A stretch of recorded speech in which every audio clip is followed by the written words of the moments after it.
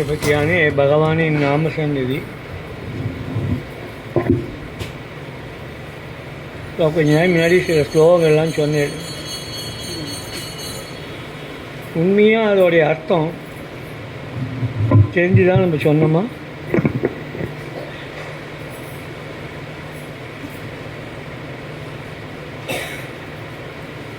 அது தெரிஞ்சுக்கணுமா வேண்டாமா? ஏதோ பஞ்சதி இது முடிஞ்ச உடனே இதை பண்ணணும், இந்த ஸ்லோகம் சொல்லணும், நமஸ்காரம் பண்ணணும், இந்த பூ போடணும், இப்படி எல்லாம் போயின்ட்டுருக்கு.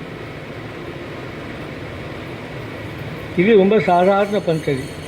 இன்னும் வெளியிலெல்லாம் போனீங்கன்னா நிறைய பద్ధதிகள் ஏராளமாக இருக்கும். ஒவ்வொரு இடத்துல சில பேர் ரொம்ப ஆச்சரியமாக இருக்கும். எனக்கு எல்லா பஞ்சதியும் அவர்களுக்கு தெரியும், எல்லா இடத்துலையும் அழகாக அதை நிர்வாகமும் பண்ணிட்டு வரா.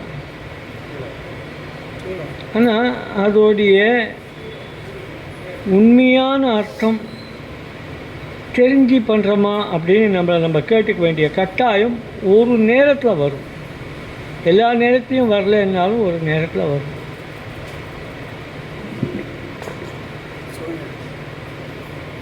இது தனிப்பட்ட மனிதர்களுடையது.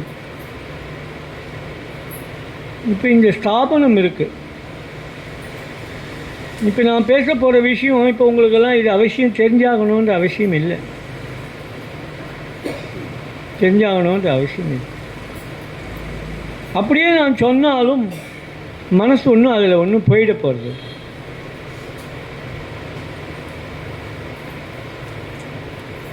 ஆரம்ப காலத்துலேருந்து எத்தனையோ காலமாக லேக்கனம் இருக்குது, எல்லோரும் எழுதிண்டா. அது இன்ஸ்டியூஷனலைஸ் ஆச்சு அப்படிங்கிறதுனால இதுக்குள்ள பொறுப்பு வேறு. இப்போது அந்த பிரச்சாரம் சகஜமாக நடக்கிறது. அது எப்படி நடக்கிறது? நீ எழுதினா இந்த பலன், அதை எழுதினா அந்த பலன் அப்படின்னு நம்ம ஒன்றும் அப்படிலாம் ஒன்றும் சொல்லலை, என்றைக்குமே சொன்னதில்லை. எழுதின்னு பிச்சை மட்டும்தான் கேட்டிருக்கோம். அப்போது எது அவளை எழுத வைக்கிறது, எது அவளை தூண்ட வைக்கிறது, ரெண்டு விஷயம் இருக்காது. ஒன்றும் தனக்கு வேண்டப்பட்டவா யாராவது ஏதாவது சொல்லியிருந்தா, நீ இவ்வளோ கஷ்டப்பட்டுருக்கே, இந்த ரெண்டு நோட்டு எழுது அப்படின்னு ஒருத்தர் சொன்னால் எத்த தின்னா பித்தம் தெளிவுன்னு எழுதிடுவான், கண்டிப்பாக எழுதிடுவான். அதுவும் சொல்கிற முறையில் சொன்னால் ரெண்டு விதத்தில் சொல்லலாம். ஒன்றும் அதோடைய உண்மையான தாற்பயம் தெரிஞ்சு சொல்லலாம், இல்லைன்னா பலனுக்காக சொல்லலாம். எப்படியா இருந்தாலும் அவள் எழுதினதுக்கப்புறம் எது வேலை செய்கிறதுன்னு சொன்னால், இந்த வார்த்தை இல்லை, அந்த நாமம் ஏதோ ஒன்று அவளுக்கு கொண்டு கொடுத்துருச்சு. அது இன்னதான்னுட்டு எக்ஸ்பிளைன் பண்ண முடியாது. அதனாலே தொடர்ந்து எங்கே பார்த்தாலும் எழுதிட்டு இருக்கா. அந்த காலத்தில் நான் சொல்லுவேன், ஒரு 30 வருஷம் 28 வருஷம் முன்னாடியெல்லாம் நாங்கள் யாத்திரைகள் நிறைய போவோம். இந்த யாத்திரைகளுக்கு பர்மிஷன் வாங்கணும். அப்போ ஒரு போலீஸ் ஆஃபீஸர் யாராவது ஒருத்தர் அதை செக் பண்ணுவோம். ஏன்னா எங்கள் யாத்திரைலாம் ரொம்ப பெரிய யாத்திரைகள், வெளிநாட்டுக்கு போகிற மாதிரி வெளி மாநிலங்களுக்கு போகிற யாத்திரைகள், நெடுநாள் யாத்திரைகள். எல்லோரும் என்ன நினச்சிட்டுப்பா, நாங்கள் பர்மிஷன் கேட்குறதில்ல, ப்ரொடெக்ஷன் கேட்குறோம். அப்போ ஒரு ஆஃபீஸர் ஒருத்தர் வந்தார். இங்கெல்லாம் வழக்கு அப்படின்னா ஒரு போலீஸ்காரன் வந்தானோன்னு எல்லாருக்குமே எப்போவுமே ஒரு பயம் ஒன்று வரும். இல்லை, இந்த யாத்திரை பற்றி விசாரிக்கா வந்திருக்கேன்னு எல்லாருக்கும் சர்வநாடி. அவர் வந்தார், மேலே வந்தார், சன்னதியெல்லாம் பார்த்தார். நான் எல்லாம் எக்ஸ்பிளைன் பண்ணேன். ஒன்றும் இல்லை, நான் கொஞ்ச நாள் முன்னாடி பாஸ்போர்ட் ஆஃபீஸில் கூட இருந்தேன். இப்போ என்னை இதில் போட்டிருக்கா, நான் உங்களுக்கு பர்மிஷன் கிராண்ட் பண்ண, உங்களுக்கு ப்ரொடெக்ஷன் கொடுக்கணும், நாங்கள் அது எழுதி போகிறதுக்காக தான் வந்தேன் அப்படின்ட்டு ஒரு வார்த்தையை சொன்னேன். நான் ஏற்கனவே இதை நான் பார்த்துருக்கேன். நான் கூட நினச்சிப்பேன், இதை எழுதினா தான் பாஸ்போர்ட்டே கிடைக்கும் போல் இருக்குன்னு. நான் பாஸ்போர்ட் ஆஃபீஸ் இருக்கும்போது எல்லாம் பார்த்துருக்கேன். பாஸ்போர்ட்டுக்கு அப்ளை பண்ணுற வீட்டுக்கெல்லாம் போனால் இதை எழுதிட்டு பார்ப்பேன். அப்படி ஒரு காலம் இருந்தது போல் இருக்குது, தெரியாது, அவர் சொல்லி தான் தெரியும். இப்படி எங்கேயாவது ஒன்றுத்தை தொத்திண்டு அது அப்படியே போயிட்டே இருக்கும். சாதாரண ஜனங்களுக்கு அது தேவையில்லை. இப்போ நான் ஏதோ ஒன்று சொல்ல போகிறேன். இப்போ நாம மகிமையெல்லாம் நிறைய சொல்லியிருக்கோம். எல்லாம் புராணத்துலேருந்து அதுலேருந்து இதுலேருந்து ஏராளமாக சொல்லியிருக்கோம். அதுக்கும் நம்ம வார வாழ்க்கைக்கும் என்ன சம்பந்தம் இருக்குது? ஏதாவது சம்பந்தம் இருக்கா? நம்முடைய நம்பிக்கை அதனால ஜாஸ்தியாச்சா? இல்லை நம்ம அதை பற்றி தெரிஞ்சுக்கிட்டு ஏதாவது முயற்சி பண்ணோமா? சில பேருக்கு ஏதாவது நல்ல பொழுது போகிறது, சில பேருக்கு ஏதோ பலன் அளிக்கிறது, சில பேருக்கு நிம்மதி கிடைக்கிறது. அவன் நினச்ச கோரிக்கை நடக்கலைன்னா கூட ஏதோ ஒரு சோலஸ் கிடைக்கிறது. அப்படி இருக்கவாக்கிட்ட இப்போ நான் சொல்ல போகிற இந்த விஷயங்கள்னால என்ன பிரயோஜனம் அப்படின்னா, இந்த இடத்துல இந்த இதில் ஈடுபடுறவாளையும் இதை நடத்துகிறவாளுக்கும் ஒரு சின்ன வேறுபாடு இருக்கு. ஒரு விருந்து பண்ணணும் அப்படின்னா அந்த விருந்தை பண்ணி 10 பேர் சாப்பிட்டுட்டு இது நல்லா இருந்தது, இது மட்டும் கொஞ்சம் ஒரு மாதிரியாக தான் இருந்ததுன்னு சொன்னாலும் அது விஷயம் வேறு. ஆனால் அதை ஏற்பாடு பண்ணுறதுக்கு அதை பற்றி எவ்வளோ விவரங்கள் ஒன்றும் இல்லை. காலையில் ஒரு யாத்திரை பண்ணால் அப்படின்னா இந்த யாத்திரை செத்த நேரம் யாத்திரை தான். ஆனால் இது என்றைக்கு தோணிட்டு ஒரு வாரம் முன்னாடியோ ஒரு 10 நாள் முன்னாடியோ தோணினதுலேருந்து அந்த மனசு அதிலே இருந்தது பாரு, அதுதான் அங்கே முக்கியம். அதுதான் அங்கே முக்கியம். ஏதோ நம்ம ஒரு ரூட்டு போடுறோம், இன்னொன்று போடுறோம், ஏதோ ஒன்று. அப்போல்லாம் நாங்கள் கையால் போட்டோன்னா இப்போ ஏதோ கூகுளில் போட்டு அனுப்பிச்சோம். ஏதோ ஒன்று பண்ணுறேன் இல்லையா, அதுதான் அங்கே முக்கியம். அந்த ஸ்மரணத்தை அபிவிருத்தி பண்ணுறதுக்காக, அதுக்காகத்தான் இவ்வளோ விஷயங்களை தெரிஞ்சு வச்சு ஸ்தாபனம் தெரிஞ்சு வச்சுக்கிறதும் ஸ்தாபனம் சொல்ல வேண்டிய கட்டாயங்களும் உண்டு. மற்ற இன்ஸ்டியூஷனோ மற்ற இடத்து உபன்யாசம் மாதிரி இங்கே இல்லை. ஏன்னா ஆரம்ப காலத்திலிருந்து இது பிரதிஷ்டைகள்லாம் பண்ணும்போது இது டோட்டலி டிஃப்ரெண்ட். யாரையும் இப்படி எதிர்பார்க்கலே. நாம வேதத்துக்குன்னு ஒரு இன்ஸ்டியூஷன் இருந்து அது பர்மனெண்ட் ஆகும்னும், இத்தனை 1000 கோடிகள்லாம் வந்து சேரும்னும், அது இத்தனை இடங்களுக்கு போகும்னும், இவ்வளோ யாத்திரை நடக்கும்னும், இத்தனை இடத்துல பிரதிஷ்டை ஆகும்னு யாரும் கற்பனை கூட பண்ணி பார்த்ததில்லை. இப்போ நம்ம ஒரு வீட்டு உள்ளே போகிறோம். அதுக்கு முன்னாடி இந்த வீட்டு உள்ளே போய் பிரதிஷ்டை பண்ணுறதுக்கு முன்னாடியே ஆங்காங்கே வீடுகளில் ஒரு 3 மணி நேரம் 4 மணி நேரம் நாமம் சொல்லுவோம். இப்போ நாமம் சொல்லிட்டு வந்துடலாம், போதுமானது. ஆனாலும் ஒரு திருப்திக்காக கடைசியாக ஒரு 10 நிமிஷம் 20 நிமிஷம் ஏதாவது ஒரு வார்த்தை சொல்லுவோம். இந்த பிரதிஷ்டை பண்ணுற இடத்துலையும் இந்த மாதிரி சில இடத்துலையும் ஏதோ ஒரு காரணத்தினால அந்த சொல்கிற வார்த்தை அவளுக்கு சரியான பதிலாக அமைஞ்சிடும் போது அவர்களுக்கு இந்த தர்மம் ஜீவாதாரமாக போயிடுது. அது வரைக்கும் அது பொழுதுபோக்கு தான். அது வரைக்கும் அது பொழுதுபோக்கு தான். அப்போ யாருக்கு எந்த நேரத்தில் அது சரியான பதிலை கொடுக்கும் அப்படின்னு தெரிஞ்சு நம்ம பேசுறது. நாம் சொல்லக்கூடியது நமக்கு தெரிஞ்ச விஷயங்களையும் நம்ம அனுபவங்களையும் நம்ம புராணத்திலையும் இன்னொன்றுலையும் சொல்லியிருக்கக்கூடிய விஷயங்கள் எடுத்து சொல்லிகிட்டே வரோம். அது அவர்களுக்கு அந்த நேரத்தில் உதவும். அந்த நேரத்தில் உதவும்னு சொன்னால் எப்பொழுதும் அவர்கள் ஞாபகம் வச்சுருப்பான்னு சொல்ல முடியாது. ஆனால் யார் ஞாபகம் வச்சுருந்தாலும் வச்சுக்கலைன்னாலும் எப்போதும் சொல்ல வேண்டிய கடமை நமக்கு உண்டு. மகாபரிவா சொல்கிறா, அவளே சொல்கிறான்னு சொன்னால் அப்போல்லாம் நம்மளாம் ஏமாத்துறோம். ஒரு முறை அவர்கிட்ட கேட்குறா, நீங்கள் இப்படிலாம் சொல்கிறீர்கள், ஆனால் ஜனங்க ஒன்றும் இதெல்லாம் ஒன்றும் ஃபாலோ பண்ணலையே, நீங்கள் பாட்டுக்கு சொல்லிகிட்டே இருக்கேளே. அப்போ அழகாக சொன்ன ஒரு வார்த்தை சொன்னா பெரியவா, எனக்கும் தெரியும், அதனால் நான் சொல்கிறத விட்டுடலாங்கிறியா நீ அப்படின்ட்டு இந்த சேரை காமிச்சு, தான் உட்காந்துருக்க அந்த சீட்டை காமிச்சு, எனக்கு இந்த சீட் கொடுத்துருக்காளே, நான் சொல்லித்தான் ஆகணும்னு தர்ம விஷயம் பேசல, எனக்கு இந்த பொறுப்பு இருக்கே. இப்போ ராம்நாம வங்கி உண்மையிலேயே என்ன நிலைமையில் இருக்குதுன்னு உங்களுக்கு எல்லாருக்கும் தெரியும். யாரோ ஒரு கழவன் நடத்தின்னு வரான் குருநாதன் கிருபையிலே.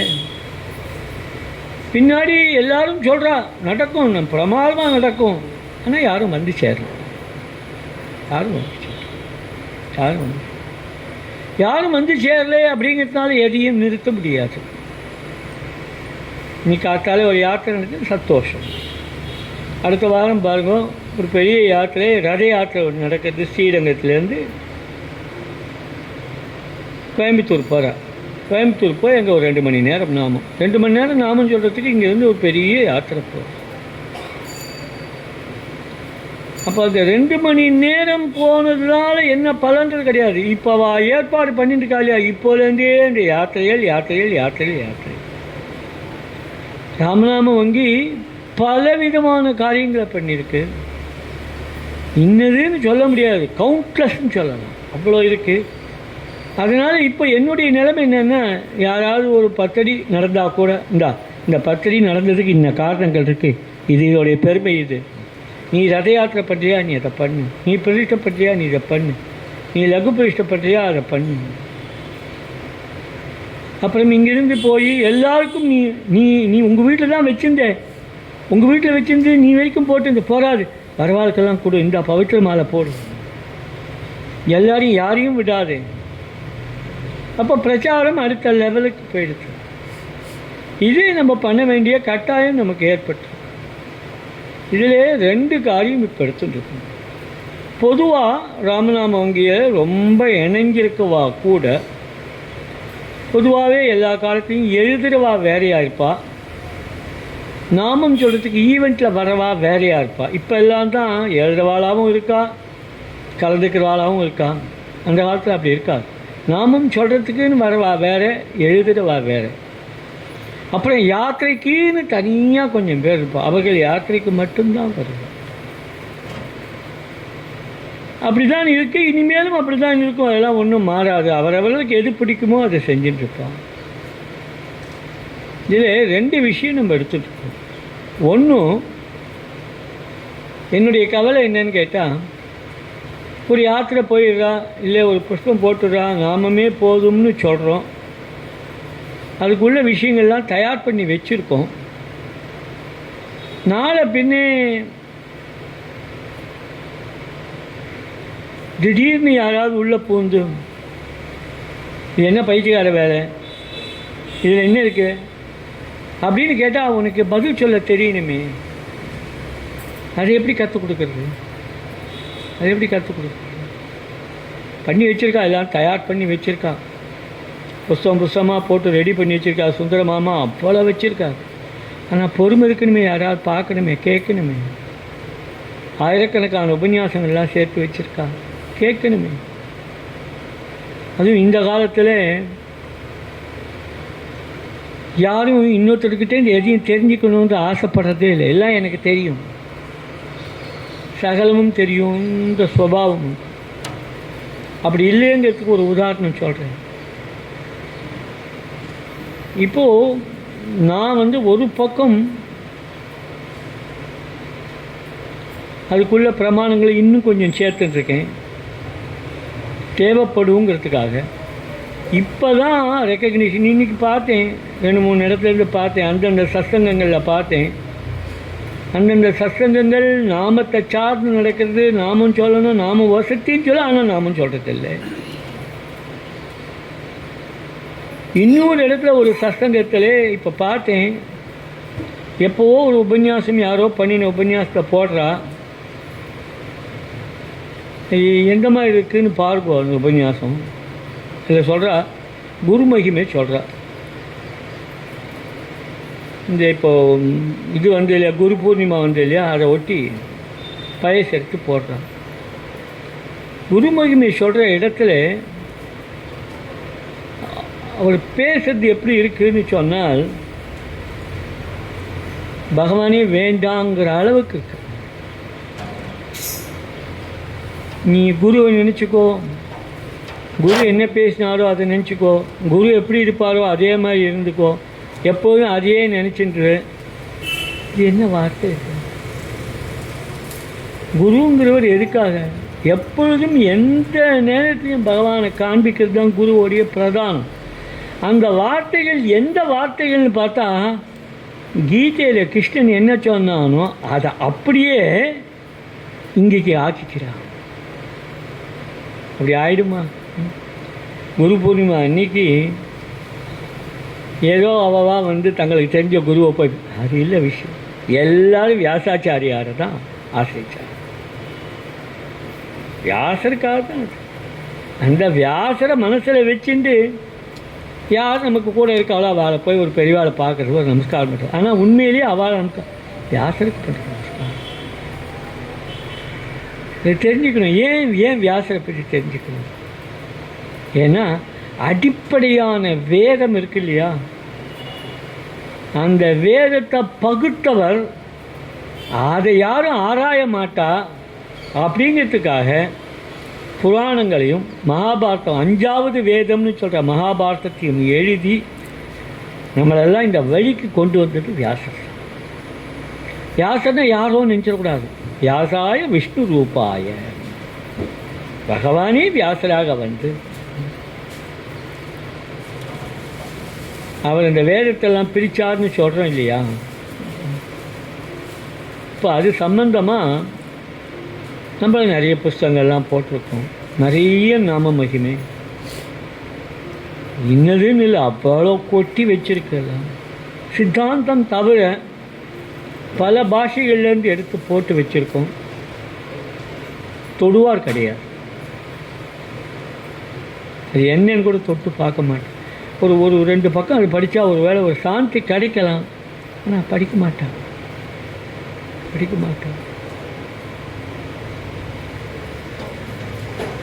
அதில் நம்ம எவ்வளவோ சேர்த்துட்டு இருக்கோம். வேத விஷயம் வரும்போது இந்த நாம சித்தாந்தத்தில் 2 ரிக்கு மட்டும்தான் இருக்கும். ரொம்ப பொதுவான இருக்கு. அதை வச்சுருந்தா நாங்கள் எப்போவுமே எங்கேயாவது ஒரு பெரிய இடத்துக்கு போனால் அதை தான் எடுத்து சொல்லுவோம். யாரையாவது ஒரு புரோகிதரை பார்த்தா இல்லை ஒரு வேத பண்டிதரை பார்த்தா அவருக்கு ஞாபகம் ஊட்டுறதுக்காக எடுத்து சொல்கிறது.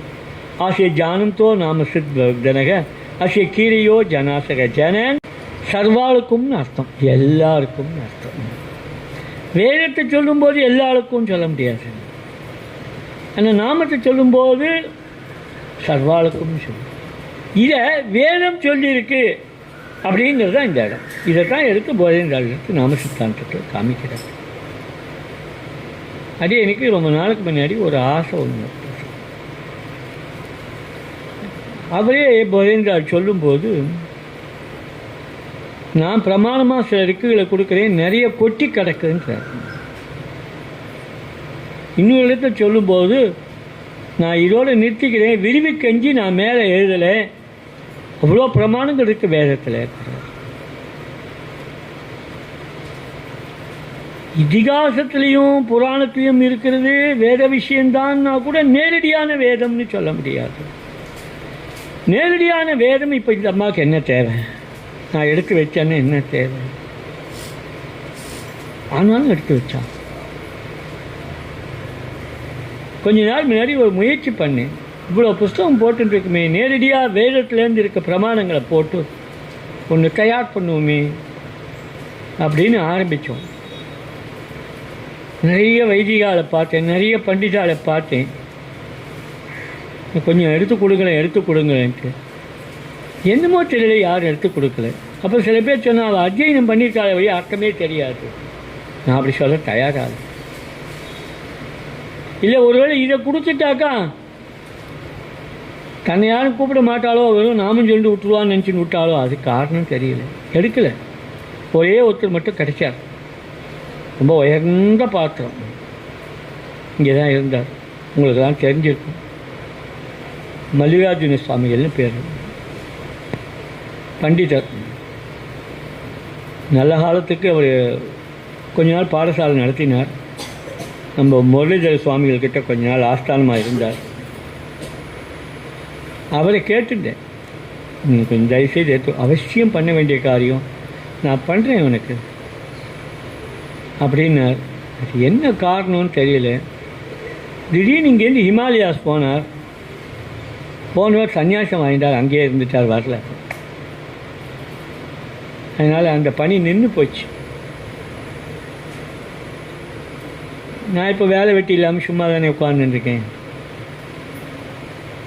ஏன் நம்ம ஏதாவது கொஞ்சம் முயற்சி பண்ணால் என்ன அப்படின்னு தோணிட்டு இப்போ நான் கொஞ்சம் எடுக்க ஆரம்பிச்சிருக்கேன்.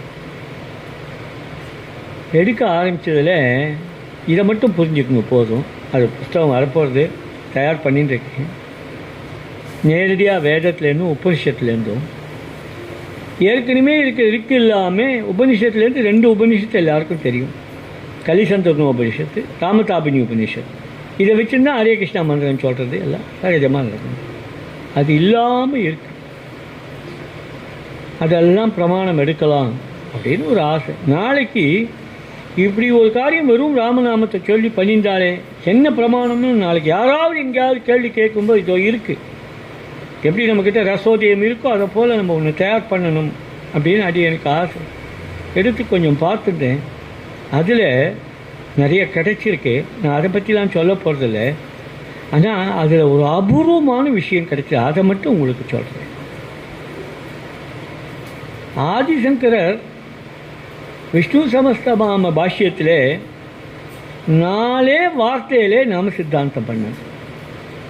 சகல புருஷார்த்த சாதனம், சுக சம்பாத்தியம், அல்ப பிரயாசம், அனல்ப பலன்னுட்டு மொத்தமாக கொடுத்துட்டேன்.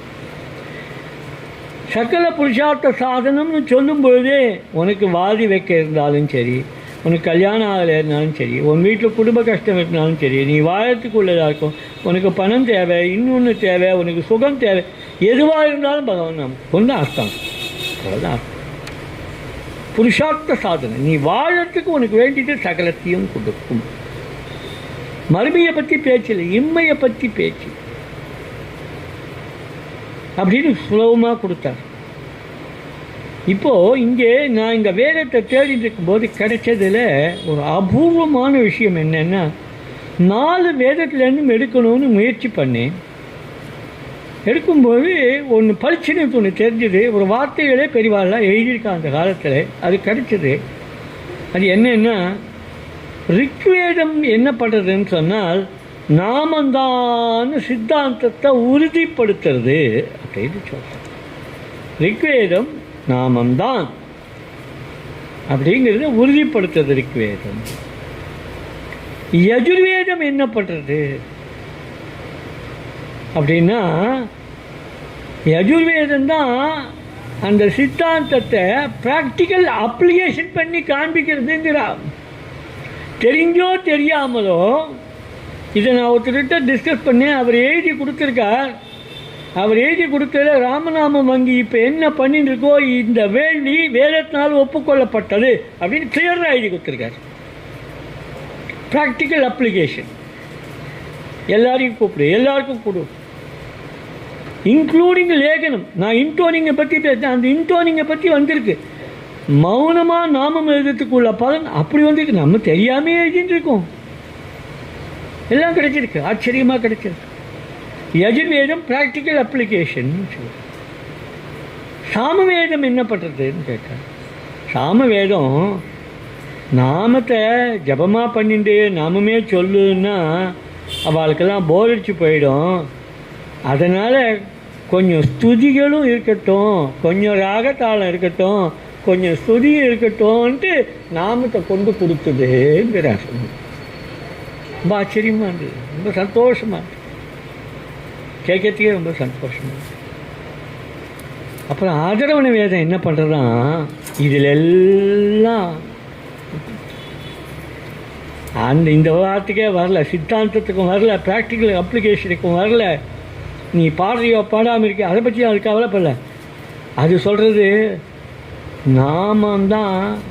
நீ எப்போ சொன்ன நாமத்தை வச்சுட்டு நான் உனக்கு கவச்சமாக இருக்கேன். பகவான் சொல்கிறான் இல்லையா, உன்னை நான் கைவிட மாட்டேன்னு சொல்ல. அந்த கவச்சத்தை அதர்வண வேதம் எடுத்துக்கிறது. இந்த ஒரு அபூர்வமான விஷயம் கிடைச்சது, உங்கள்கிட்ட பகிர்ந்துக்கணும்னு ஆசை எனக்கு. இன்னொரு காரியம் இப்போ பண்ணிட்டு இருக்கோம்.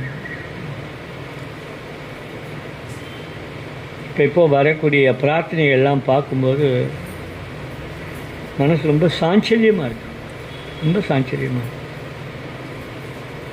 ஆரம்ப காலத்துலேருந்து எனக்கு இப்போ 2 விஷயம் எனக்கு தெரியல. இப்போ நான் யார் எங்கே ஒருத்தர் அரை ட்ரௌசரை போட்டுட்டு ஏதோ ஒரு துண்டை போட்டு பகவான் நாமத்துக்கு ஏதோ ஒரு பூவை போட்டான்னா நான் உடனே அதை எடுத்து எல்லாருக்கும் பகிர்றேன். ஒரு மாமி ரொம்ப ஆச்சாரமாக வந்து பண்ணால் போடுறேன், எல்லாத்தையும் போட்டு காண்பிக்கிறேன். இந்த பணியை இனி யார் செய்வான்னு தெரியல எனக்கு. இதெல்லாம் கலெக்ட் பண்ணி சமபாவமாக பார்த்துட்டு யார் வந்தாலும் யாரையும் அப்பா நீ பேண்ட்டு போட்டிருக்கியா உனக்கு கிடையாது, நீ விரவியா உனக்கு கிடையாது, நீ இதுவா உனக்கு கிடையாது அப்படிலாம் சொல்லாமல் ராமநாமம் அங்கே நடத்துறது, அதை எப்படி வெளியில் தெரியப்படுத்துறது, 4 பேர் எப்படி கூப்பிடுறது, இந்த காரியம் யாராவது ஒருத்தர் செய்யணுங்க. அதே போல் வரக்கூடிய பிரார்த்தனைகள், எனக்கு வரக்கூடிய பிரார்த்தனைகள் இனிமேல் யார்கிட்ட போகணும், யார்கிட்டயாவது போகணும் இல்லையா? ரெப்ரசன்டேட்டிவ் ஒருத்தர் இருக்கணும் இல்லையா?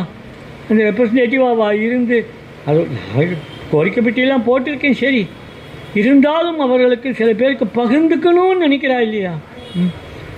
அந்த பகிர்ந்துக்கிறதுக்கு யாராவது ஒருத்தர் வேணும் இல்லையா?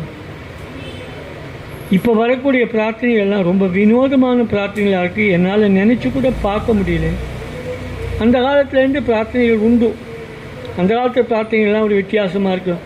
கல்யாணம் வச்சுட்டோம், எப்படி செய்யறதுன்னு தெரியல, அவள் இவ்வளோ டிமாண்ட் பண்ணுறா, எங்களுக்கு பண வசதி இல்லை, என்ன பண்ணுறதுன்னு தெரியல, பிரார்த்தனை பண்ணிக்கணும். எனக்கு வேலை கிடைக்கல, இப்போ அந்த வேலையே பேச்சே கிடையாது. இப்போ எனக்கு கல்யாணமே ஆகலை, யாரும் என்னை கல்யாணம் பண்ணிக்க மாட்டேங்கிறா.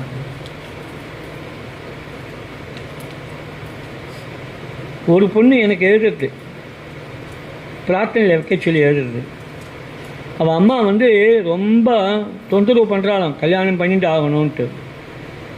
கல்யாணம் பண்ணிட்டு ஆகணும்னு சொல்லிவிட்டு அதுக்கு அவள் அம்மா சொல்லக்கூடிய வார்த்தை, உனக்குன்னு ஒருத்தன் வேண்டாமான்னு கேட்குறாளாம். உன்னை பார்த்துக்கிட்டு ஒருத்தன் வேண்டாமான்னு சொல்லிட்டு அந்த பொண்ணு சொல்கிறா, எனக்கு எழுதியிருக்கா, இதை பிரார்த்தனையில் வையுங்க, என்னை எதுக்கு ஒருத்தன் பார்த்துக்கணும், நான் நிறைய சம்பாதிக்கிறேன், நான் வீடு வாங்கியிருக்கேன், கார் வச்சுருக்கேன், என்னை இன்னும் ஒருத்தன் பார்த்துக்கிட்டேனே, எனக்கு இனிமேல் இன்னும் ஒருத்தன் என்ன பண்ண வேண்டியது இருக்குது? அதனால் என்னை இந்த பந்தத்தில் மாட்டிக்காமல் நான் இருக்கணும், இதை பிரார்த்தனையில் வையுங்க. அபூர்வமாக இருந்தது. இப்போ நான் என்ன பண்ணுறது?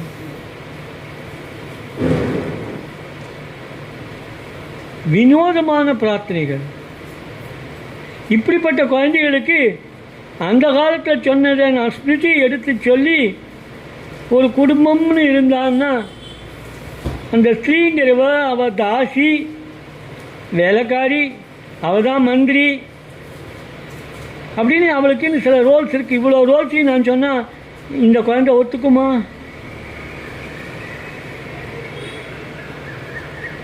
எங்கே போயிட்டுருக்கோம்?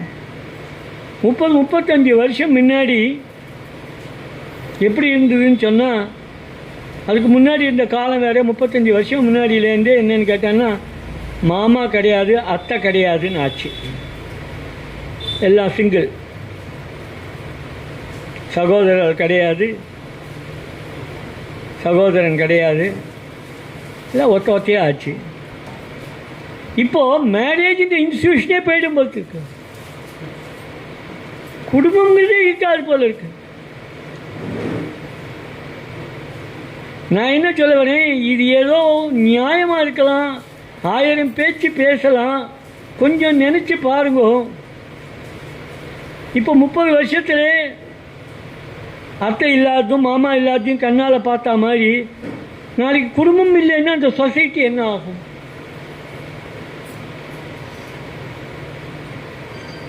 குடும்பம் இல்லைன்னா என்ன, இந்த சொசைட்டி என்ன ஆகும்?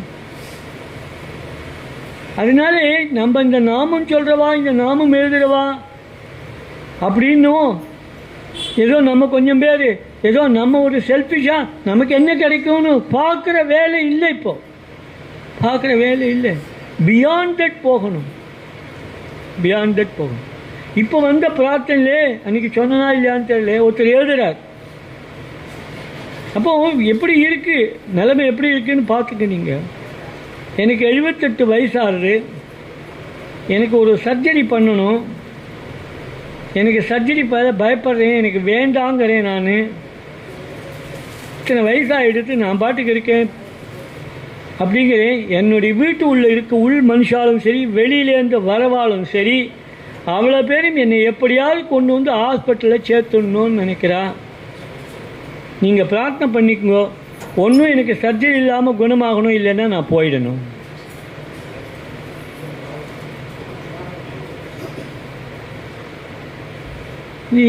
இது மாதிரி ஏன் ஏற்படணும்?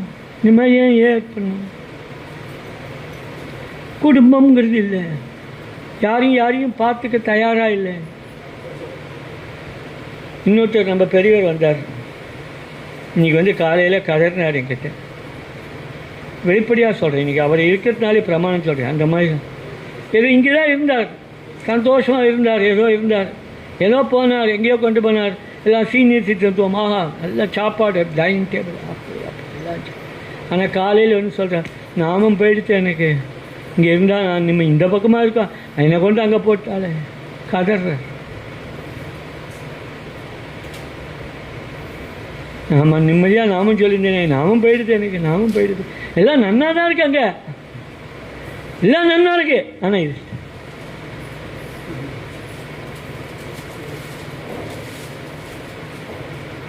இப்படிப்பட்ட சூழ்நிலையிலே இந்த காலத்தில் நம்ம இருந்துருக்கோம்.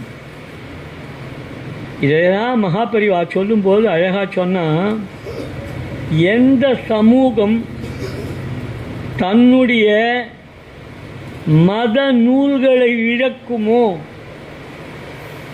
நாளடைவில் அந்த சமூகம் இல்லாமல் போகும். கிட்டத்தட்ட இப்போ நம்ம அந்த லெவலுக்கு வந்துட்டோம். நாம் கண்ணுக்கு தெரியாமையே பார்த்துட்டே இருக்கும்போதே போயிடுது.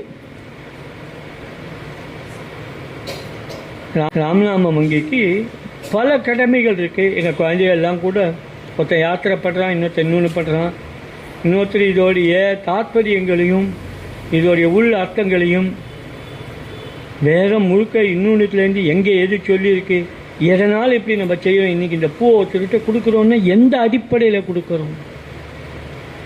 இன்றைக்கி எந்த சாப்பாடு இருந்தாலும் யாருக்கு வேணால் கொடுக்குறோம், யார் வேணால் சாப்பிடணும்னு சொல்கிறோன்னு எந்த அடிப்படையில் கொடுக்குறோம்? தெரிஞ்சுக்க வேண்டாமா? சொசைட்டி அப்படி தான் இருக்குன்னு. சொசைட்டியில் என்ன இருக்கோ அதே தான் ராம்நாம வங்கி பண்ணுறதுன்னா இல்லை. சொசைட்டி தாறுமாறாக இருக்குது, இங்கே அது ஒழுங்காக இருக்குது. அப்போ இதெல்லாம் தெரிஞ்சுக்கணுன்றது ஒரு பக்கம். அப்புறம் புஸ்தகத்தை யாரும் சீந்தது கூட இல்லை, சீந்தது. ஏன்னா குருநாதன் எனக்கு ஒரு கட்டளை எடுத்திருக்கார். அப்படி 4 வட்டத்தில் 600 புஸ்தகத்தில் 350 புஸ்தகம் காணாமல் போயிடுச்சு. 25 வருஷம் முன்னாடி நான் போட்டு கொடுத்த புஸ்தகங்கள்லாம் காணாமல் போயிடுச்சு. இல்லை வாங்குவார், இல்லை போட வேண்டான்றே முடிவுக்கு வந்துடுச்சு. ஆனால் நான் பார்த்தேன் பின்னாடி என்ன ஆகுதுன்றதை பற்றி எனக்கு கவலை இல்லை. இப்போ நம்ம இருக்கும்போது இது அனைத்தும் ஒரு அன்னதானத்தையும் விரிவுபடுத்தக்கூடாது. நல்லா என் கூட பழகின வாழ்க்கை தெரியும், எதையும் நான் விரிவுபடுத்த மாட்டேன், ஆனால் எதையும் விட மாட்டேன். தினந்தோறும் அன்னதானம்னா அந்த 100 பேர்னா 100 பேர், 120 பேர், 110 பேர், 100 விடாமல் ஒரு நாளைக்கு 500 பேருக்கு போட்டுருது, மறுநாளைக்கு இல்லை ஆரம்பிச்சு. நாமும் அது மாதிரி தான். நான் எழுத சொல்கிறேன்னு சொன்னால் நிறைய எழுதுன்னு நான் ஒன்று சொல்ல, தினம் ஒரு பக்கம், ஒரு அரை பக்கம், பக்கம் இருக்கணும். ஆனால் விடாது. நீ எந்த தர்மத்தில் வேணா இரு, உனக்கு எது வேணா பிடிச்சிருத்தோம், எது பின்னாடி வேணா போ, ஆனால் தயவுசெய்து நாமத்தை விட்டுடாது. நீயா உன் மனசில் கற்பனை பண்ணிட்டு நாம வேறு தர்மம், நம்ம தர்மம் வேறு, நம்ம தர்மமே போதும்னு நினைக்காதே. எந்த தர்மமும் போகாது. நான் சொல்லலை, அந்தந்த தர்மங்கள் அதை சொல்கிறேன். யாரையும் நாம் திருத்த முடியாது, யாரையும் எதையும் தடை செய்ய முடியாது. பகவானே அப்படிதான் சார். சர்வதேவ நமஸ்காரா கேசவம் பிரதிகச்சதி. போட நீ யாருக்கு வேணால் நமஸ்காரம் பண்ண, நான் வாங்கிக்கிறேன். அதனால் இது இப்போ இந்த மாதிரி ஒரு சூழ்நிலையில் இருக்குது. ஒரு பெரிய அசாத்தியமான காரியம். என்னுடைய உடல்நிலை சரியில்லாத போதும் இன்னும் யாரும் வந்து நீங்கள் உட்காருங்கோ நான் பார்த்துக்கிறேன் அப்படின்னு சொல்கிறதுக்கு ஆள் இல்லாத போதும் பக்தாள் இருக்கா. அந்த பக்தாளை நம்பி, குருநாதனை நம்பி ஒரு பெரிய காரியம் எடுத்து அந்த 300-350 புஸ்தகத்தையும் திருப்பி கொண்டு வந்து சேர்த்துறது. அதில் இந்த முறை ஒரு சின்ன வித்தியாசம் இருக்குது. இப்போ கூட இந்த 50 லிஸ்ட்டு இப்போ ரிலீஸ் ஆச்சு, இன்னும் யாரும் பிக்கப் பண்ணிக்கலை. எனக்கு இது வேணும் அப்படின்னு கேட்கல. ஒரு 1000 ரூபா செலவு ஒன்றும் பெருசு இல்லை, 2000 ரூபா செலவு ஒன்றும் பெருசு இல்லை. ஆனால் யாரும் கேட்டுக்கல. அந்த புஸ்தகத்தை வச்சு நம்ம என்ன பண்ணுறது? எனக்கு தெரியும். அதனால் இந்த முறை கிரந்த ரட்சணன்னு ஒன்றே கொஞ்சம் பேர் என்கிட்ட பணம் கொண்டு கொடுத்துருக்கா. ஆனால் அவர்கள் பேரை கொடுக்கல, புஸ்தகத்தை பற்றி கேட்கல. புஸ்தகம் போடுங்க நீங்கள். அந்த வேலைக்கு நான் இல்லை இந்த வாட்டி. எனக்கு பணம் வேணும், புஸ்தகம் போடணும், நான் வச்சுக்க தயாராக. இந்த புஸ்தகம் போய் சேரணும். எப்படி அந்த காலத்தில் வீடு வீடாக படிப்படியாக ஏறி நான் ராம்நாமம் எழுதுங்கோ, பிச்சை போடுங்கோன்னு அன்றைக்கி எடுத்த அந்த துண்டு இன்றைக்கும் ஓயலை. அதை போல இப்போ செஞ்சாகணும். போடுற புஸ்தகங்கள் எங்கேயாவது யார் வீட்லேயாவது இருக்கணும், 10-100 இடத்துல இருக்கணும். அப்போ தான் இப்படி ஒரு புஸ்தகம் வந்ததுன்னு நாளைக்கு யார் கையிலையா, என் கையிலே எவ்வளோ பழைய புஸ்தகங்கள்லாம் கிடச்சிருக்கு. ஒரு அருமையான புஸ்தகம், இத்தனை வருஷமாக நான் அந்த புஸ்தகம் போட்டு அதை நானே சரியாக கவனிக்கலை. அதுக்கு பேர் என்னென்னா கிருஷ்ண நாமாமிர்தம்னு என்னமோ பேர் வச்சுட்டேன். அந்த காலத்தில் யாரும் என்னன்னு கூட வாங்கி பார்க்கல. அது இந்த நாராயண தீர்த்தர் இந்த தரங்கிணி ஏறினா இல்லையா, அவள் வழியிலே பண்ணின புஸ்தகம் இது. அவளை சேங்காவத்து பண்ணின புஸ்தகம் அது. அது ஒரு மலையாளத்தில் இருந்தது. அது எனக்கு தமிழில் கிடச்சிது. அது என்னன்னு கேட்டால் தசமஸ்கந்தத்தோடைய நாமாவளி, 90 நாமாவளி. இதை போய் நான் கிருஷ்ண நாமாமிர்தம் பார்த்தேனே, எவன் போய் அதை வாங்குவான்? அது நான் ஒருவேளை இது தசமஸ்கந்த நாமாவளின்னா கொஞ்சம் இந்த பாகவதம் படிக்கலாம் என்னென்ன 2 பேர் வாங்கியிருப்பான். இப்போ அந்த நாமாவளி எடுத்துட்டு அது சான்ஸ்கிரிட் மலையாளத்துலேருந்து என்கிட்ட தமிழ் வந்தது. அந்த தமிழுக்கு இப்போ நான் சான்ஸ்கிரிட் பண்ணி தமிழையும் போட்டு அர்த்தமும் போட்டு அந்த புஸ்தகத்தை விரிவாக்கம் பண்ணியிருக்கேன். அந்த மாதிரி நிறைய புஸ்தகங்கள் இப்போ பண்ணியிருக்கு. 25 வருஷம் முன்னாடி பண்ணும்போது எங்கள் சாஃப்ட்வேர் வந்து வேறு டைப் சாஃப்ட்வேர். இப்போ அதெல்லாம் மாற்றி இன்றைக்கு என்ன நாகரிகமாக எந்த சாஃப்ட்வேர் இருக்கோ அந்த சாஃப்ட்வேருக்கு எல்லாத்தையும் கொண்டு வந்து ஒரு அபாரமான வேலை நடந்துருக்கு. குருநாதன் கிருபையில் எல்லோரும் ஒத்துழைக்கணும். எதில் ஒத்துழைப்பு கேட்குறேன் அப்படின்னு சொன்னால், ஒரு பக்கம் புஸ்தகம் போடுறோம், விநியோகம் பண்ணுறதுக்கு எனக்கு ஆள் வரும். இந்த முறை விநியோகம் பண்ணணும். உடனே கேட்பார், வேம்பு நான் பண்ணுறேன் கவலைப்படாதீங்க நீங்கள் அப்படின்னு. இன்னொருத்தர் சொல்லார், நான் டெய்லி பாருங்க தினம் கொண்டு கொடுத்துறேன். அந்த விநியோகம் இல்லை. சில ரெஸ்ட்ரிக்ஷன்ஸ் இருக்குது இந்த விநியோகத்துக்கு.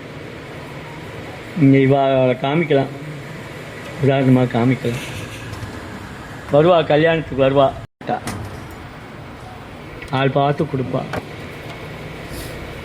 இந்த விநியோகம் எப்படி பண்ணணுன்னா காங்கிரிகேஷனில் கொடுக்கக்கூடாது. இங்கே கோபிநாத் இன்றைக்கி பணம் கட்டியிருக்காரு, பேரை போட்டு நீங்களே போட்டுக்கங்க. என்ன நானே போட்டு நானே சாப்பிட்டு நானே பண்ணிக்கிறதுக்கா? நீ சொல்லியா, நீ கொண்டு குடியா 10 பேருக்கு. உனக்கு விரோதி இருப்பான், உனக்கு சொந்தக்காரன் இருப்பான், யாராவது இருப்பான்யா, அவனுக்கு போஸ்ட்டில் அனுப்பியா. என்னத்துக்கு இந்த கோபிநாத் அமிச்சா உன்னை திட்டட்டேன்யா, பரவாயில்ல அனுப்பியா. அப்படி பிரச்சாரம் பண்ணணும். பிரச்சாரம் காங்கிரிகேஷனில் கொடுக்கக்கூடாது. அந்த காலத்தில் மாமி சொல்வா, நாம பிரச்சாரம் போகலாம், கோவில் வாசலுக்கு போகலாம், கிடுன்னு கொடுத்துடலாம். கோவில் வாசலில் போய் கொடுக்கக்கூடாது. எங்கே காங்கிரிகேஷன் சஸ்தங்கத்தில் கொடுக்கக்கூடாது. தனிப்பட்ட மனிதர்களை பார்த்து சொசைட்டி இவ்வளோ வீணாக போகிறது, மனசு விட்டு பேசணும். நம்ம சொசைட்டி வீணாக போனதுக்கு இதுவும் ஒரு காரணம். தயவுசெய்து இந்த புத்தகத்தை படிங்க, 2 பேரை படிக்கிறதுக்கு சொல்லுங்க. உங்களுக்கு வேறு ஏதாவது புஸ்தகம் வேணால் சொல்லுங்க, நான் தரேன். நீங்களும் 4 பேருக்கு சொல்லுங்க. நம்ம எல்லோரும் க்ஷேமாக வாழணுன்னா நம்ம மத நூல்கள் நல்லா இருக்கணும். இதில் இருக்கு ஏதோ ஒரு 4 லைன் உங்களுக்கு மனசில் விழுந்தாலும் போதுமானது. அப்படிங்கிற பிரச்சாரத்தை எடுத்தே ஆகணும். பிரச்சாரத்தை எடுத்தாகணும். இன்றைக்கி அதை அறிவிச்சுட்டேன்.